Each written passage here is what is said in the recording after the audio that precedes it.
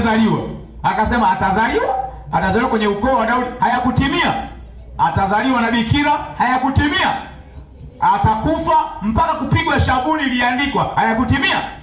Kwa Mungu anapoongea, binadamu usichukulie kawaida, yanakwenda kutimia. Bwana Yesu asifiwe. Na mimi huwa namwamini Mungu, lolote alilosema kuhusu mimi, kuhusu kanisa, kuhusu familia yangu, yatatimia. Hata akae miaka 10, 20, yatatimia kwa sababu yeye ni mwaminifu. Akitamka yanakuwa. Sasa huo utabiri, kwani utabiri ni nini? Umeshawahi kusikia mtu anasema unabii? Unabii ni future, ni kuona nyuma ya mlima, ni kusema yatakayotokea kabla. Kwa ukisikia unabii, sio jambo la kutisha. Unabii ni future, yaani nabii anaongea yaliyo nyuma ya nini?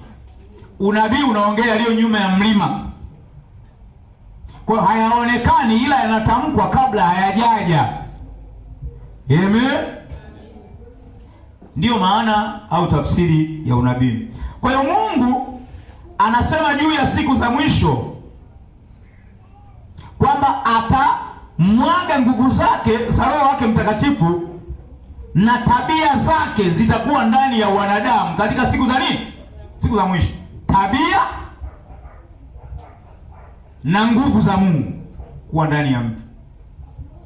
Kumbuka, watu wa Agano la Kale hawakupata neema ya Mungu kuishi ndani yake. Mnaelewa hivi hilo? Hawakupata hiyo neema.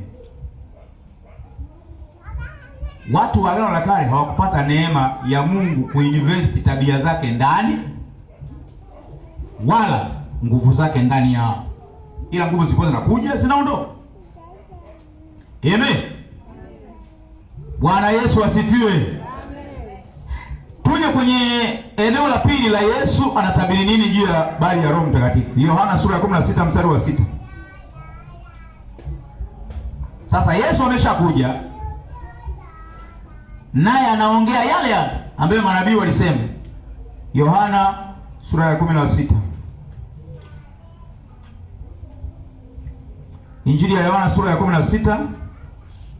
Na hapa leo naomba uwe makini sana ninapofafanua, kwa sababu naenda kwenye kiini.